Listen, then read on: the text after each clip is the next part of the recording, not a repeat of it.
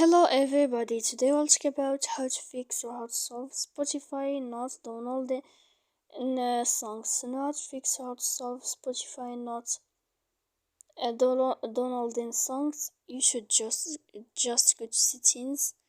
Here we click apps, default apps, app settings. Then this list you will enter to the window of Spotify. Here we go to click for stop and we click OK. After that, we'll enter to the window of storage. Then we click clear cache. You will go to the app of Play Store.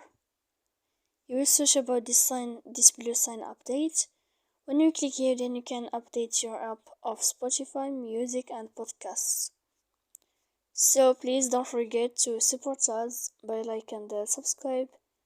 See you next time in another video and thank you for your attention.